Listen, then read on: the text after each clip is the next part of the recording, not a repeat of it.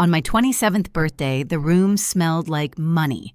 Crystal glasses, perfume, laughter that didn't belong to me. My grandfather lifted his champagne and smiled.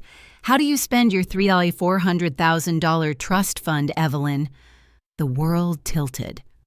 I blinked once, twice. What trust fund? The fork stopped clinking.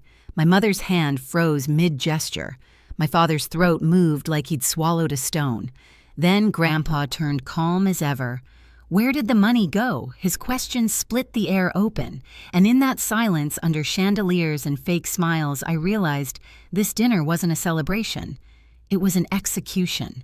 My name is Evelyn Hart, and until that night, I thought I understood my family. I grew up believing success was measured in silence. Smile at the table, don't ask too many questions, and never talk about money. I lived in San Francisco now, far from their marble floors and polished cars, working as a freelance designer out of a small apartment in the Mission District. The walls peeled, the pipes hissed, but it was mine. I'd spend nights sketching logos while the city hummed outside coffee cooling beside overdue bills.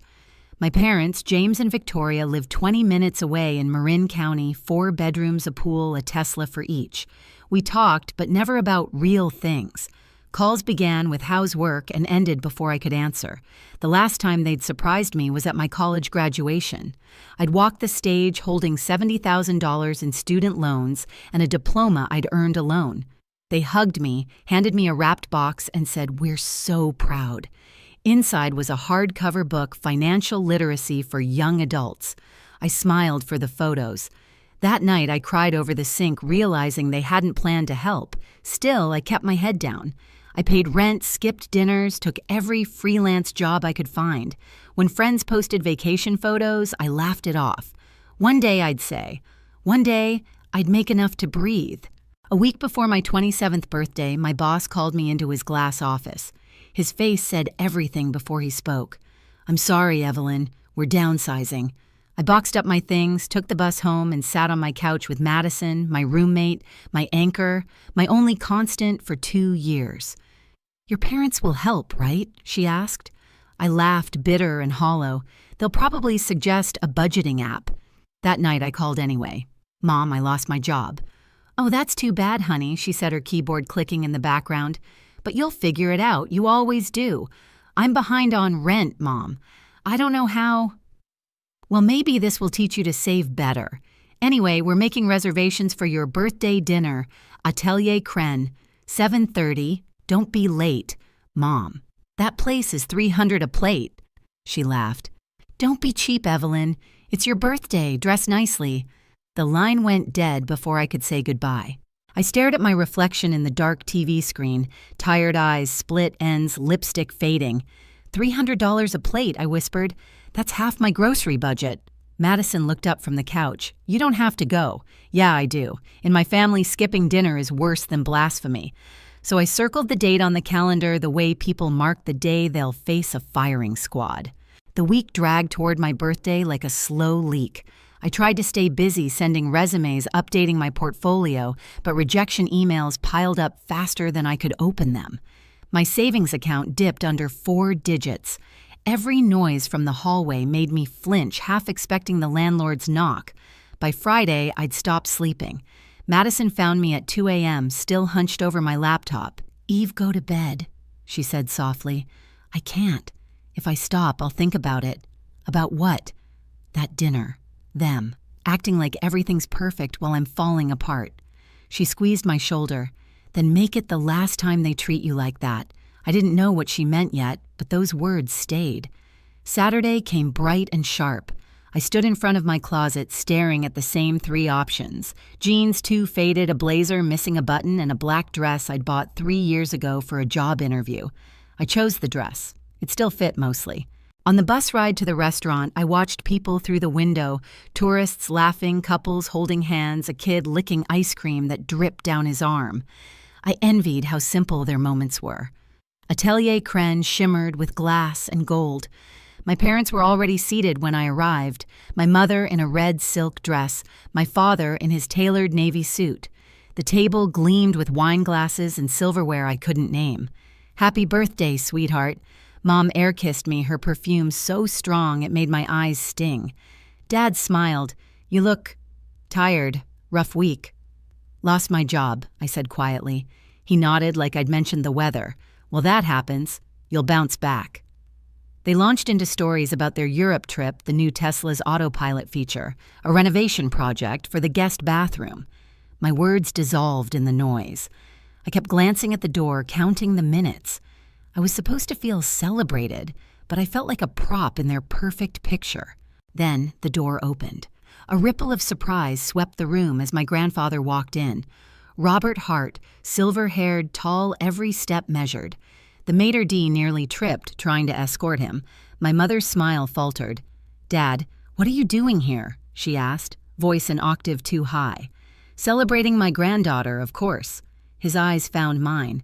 "Happy birthday, Evelyn." He hugged me real solid warm, and I felt the first breath I'd taken all night. "I didn't know you were coming," I said. "Wouldn't miss it for the world." He sat down beside me, ordered whiskey neat, and started polite conversation. But there was an edge in his voice I couldn't place, like he already knew something none of us did. Then he smiled at me, raised his glass, and said the words that changed everything. The whiskey caught the light as my grandfather lifted his glass. "So, Evelyn," he said tone casual, "how do you spend your $3.4 million trust fund?" The air shattered. I heard my heartbeat before the silence registered. I blinked. Once? Twice? What trust fund? Every fork stopped mid-air. My mother's smile cracked like porcelain. My father's throat moved as if he'd swallowed glass. My grandfather's expression didn't change. He simply leaned back in his chair. "The trust I set up when you were born. Your parents were supposed to transfer it to you when you turned 25. My mother laughed too fast. "Oh, Dad, you must be mistaken." "There was Victoria," he said quietly. "Don't." It was the first time in my life I'd seen her go still. He turned to the waiter. "Private room, please." Within minutes, we were ushered away, plates half-eaten, champagne forgotten. The door closed behind us with a soft click that sounded final. Inside, the air was colder. My grandfather's assistant, Michelle, was already there, tablet open. A man in a tailored suit waited beside her. Michael Anderson, his attorney. "This won't take long," Grandpa said. "I just want clarity." Michael opened a folder, slid a stack of papers across the table. "Miss Hart, this is the trust account created under your name. Initial deposit, $1 million. Current value given market growth should be approximately $3.4 million. My fingers hovered above the paper. "Should be." He nodded grimly. "As of this morning, the balance is $200,000. The words landed like a physical hit. $200,000. 25 years of savings investments, interest gone. Grandpa's gaze never left my parents. "Explain." Dad wiped his forehead. We used some of it, just to cover the mortgage when the market crashed." Grandpa's voice stayed calm. "That's over $3 million, James." Mom's hands trembled around her clutch. "We were managing it. For her future. We didn't want her to waste it." I laughed short, sharp, ugly. "You mean like wasting it on rent or student loans or food?" Mom turned to me, her eyes glassy. "Sweetheart, we only wanted what's best for you. You gave me a book on financial literacy for graduation." My voice cracked. "While you were draining my account." Grandpa raised a hand. The room went quiet again. "Enough." He turned to Michelle. "List the withdrawals." She read, her voice mechanical. "Mortgage payoff, $450,000. Vehicle purchases, 2 Tesla Model S, $280,000. Home renovation, $320,000. Investment in Victoria Hart Real Estate, $500,000. Marked total loss." Each line felt like another blow. Then she paused. "Purchase of property in Malibu, $1.8 million. Currently registered under James and Victoria Hart." I stared at them. "A beach house." My father's face went slack. "It was an investment. It was theft," Grandpa said quietly, "from your own daughter." No one spoke. The only sound was the faint hum of the air vent. Finally, Grandpa pushed back his chair. "Give me the keys." Mom's eyes darted toward her purse. She hesitated, then pulled out a small key ring, 2 keys and a fob. Her hands shook as she set them on the table. Grandpa slid them across to me. "These are yours, 2 years late." They were still warm from her palm when I picked them up. My keys, my apartment, my life that had been kept from me. Mom started to cry soft, practiced sobs. "Please, Dad, don't do this. We're family. Family doesn't steal from family," he said. "You'll hear from my lawyers tomorrow."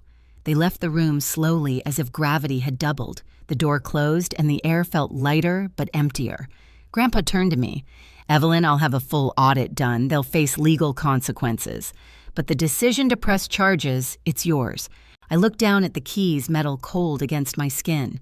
For years, I'd begged for scraps of approval. Now I held proof that their love had a price tag. "I need time," I whispered. "Take it," he said. But know this, they were planning to run. Michelle found tickets to Costa Rica bought 3 days ago. My chest tightened. They came to dinner knowing this was goodbye. He nodded, and they smiled while doing it. That night, I left the restaurant with the keys in my pocket and a storm in my chest. Outside, the city lights blurred through the fog. Madison was waiting up when I got home. When I told her everything, she stared at me like I'd just recited a crime scene report. "They stole from you," she whispered. "Your own parents. Not just money," I said. "Years." I looked out the window at the sleeping city and felt something break and something else begin. I wasn't going to scream. I wasn't going to beg. I was going to take everything back, quietly. 3 days after that dinner, I was summoned to my grandfather's office, a glass tower downtown that looked like it could slice the sky. I barely slept since the night of the reveal. The words, "They were planning to run," played on loop in my head. Every time I closed my eyes, I saw my mother's trembling hand dropping the keys. My father's silence that felt like confession. When I arrived, Michelle was already waiting in the lobby, immaculate as always, tablet in hand. "They're here," she said quietly. "Robert wanted you present." My stomach tightened. "Both of them." She nodded. "They came to negotiate." Negotiate. That word tasted wrong. The elevator opened to the top floor, glass walls, leather chairs, the faint scent of cedar and old money. Grandpa sat behind his desk posture, straight hands clasped. Across from him sat my parents. Dad looked 10 years older. Mom was trying to smile, but the gloss on her lips cracked at the corners. Evelyn Grandpa said, voice steady, "Sit." I sat opposite them. No one spoke for a moment. The only sound was the ticking of the antique clock on the wall. Finally, Dad cleared his throat. "We didn't mean for it to go this far. We were just—" Desperate Grandpa's voice was cold. "Trying to stay afloat," Dad said. "You wouldn't understand. I understand, greed," Grandpa interrupted. "I built an empire on recognizing it." Mom reached forward, tears already in her eyes. "We love her, Dad. We were going to tell her eventually, when, after you finish selling the Malibu house Silence." Michael Anderson, the attorney, stepped forward, setting a stack of printed bank statements on the desk. "The forensic audit is complete," he said. "Every transaction traced, every property connected. We've recovered approximately $2 million through asset seizures and forced sales." My father rubbed his temples. $2 million? We already— "You didn't recover it," Michael said sharply. "We did, through the law." I watched the scene from what felt like outside my own body. Every lie peeled away, every secret dragged into the light. Michelle handed me a folder. Inside were photos of my parents' purchases. The Malibu property, luxury cars, jewelry receipts, cruise bookings, all funded by my trust. "You should know what they valued more than you," she said softly. I swallowed hard. "This is enough to press criminal charges, isn't it?" "Yes," Michael replied. "Felony financial fraud and breach of fiduciary duty. Up to 10 years. Mom gasped. "Evelyn, you wouldn't please." Her voice broke like a child's, but I didn't flinch. "I didn't do this," I said. "You did." My father leaned forward, desperation bleeding through the calm facade. "We made mistakes, but prison. We're your parents." "Parents protect," I said quietly. "They don't pillage." Grandpa turned to me. "It's your choice, sweetheart." The room blurred around me, the skyline behind glass, the papers, the trembling hands across the desk. I thought of 27 years of dinners where I smiled through silence, of student loans I'd paid with ramen and overtime, of birthdays where they sent flowers but not love. I met my mother's eyes. "You left me with nothing. Now you have exactly that." The words landed like thunder. Mom's shoulders collapsed. Dad looked away, jaw clenched. Grandpa nodded once to Michael. File the necessary motions. Mom reached across the table, voice shaking. Dad, please, she's your granddaughter, and you are my daughter, he said. But there's a difference between blood and character. She began to sob real this time. It wasn't for me. It was for everything they were losing. As the lawyers finalized the papers, I stood and walked to the window. The city stretched below, cranes, cars, the slow pulse of people living their lives. I pressed my hand to the glass, the cold grounding me. For the first time in years, I wasn't small. Behind me, I heard Grandpa say, "Keys, deeds, accounts all transferred back to Evelyn, effective immediately." When I turned, Michelle handed me a slim envelope. "These are your property documents. Pacific Heights fully under your name now." I nodded. "Thank you." Mom whispered something, her voice barely audible. "You'll regret this." I looked at her, really looked. The woman who taught me to keep my voice soft, my needs smaller, my worth tied to approval. "No," I said. "For once I won't." They left soon after, escorted out by security. The door closed. The silence that followed wasn't heavy anymore. It was clean. Grandpa stood slowly, walking over to me. "You did the right thing."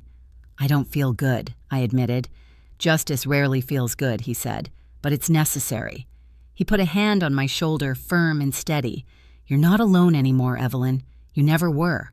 That night, I went to see the apartment, the one I'd never been allowed to step inside. Pacific Heights was quiet, all glass and steel and bay views. The doorman recognized my name immediately. "Mr. Hart said you'd be coming." When I unlocked the door, the smell of expensive candles hit me first. Everything was staged neutral tones, marble counters, a coffee table book about modern design. A stranger's life furnished with my money. I wandered through the rooms, fingertips brushing the walls, the furniture, the evidence. On the counter, a lease folder, tenants' names, rent deposits. My parents had been collecting money for years. I sank onto the couch and laughed, the sound raw. Then the laughter broke into tears. Not grief anymore, but release. Madison arrived 20 minutes later, holding takeout. "You're really here," she whispered, eyes wide. "I'm home," I said. She looked around, smiled. "So, how does justice feel?" "Quiet," I said, "and heavier than I thought." We ate sitting on the floor cartons, spread out like old times. Through the windows, the bay shimmered with city lights. Somewhere behind me, the keys gleamed on the counter, a reminder of everything that had been stolen and everything I'd taken back. Before bed, I texted Grandpa, moved in. "Thank you for fighting when I couldn't." His reply came a minute later. "You always could, Evelyn. You just needed proof."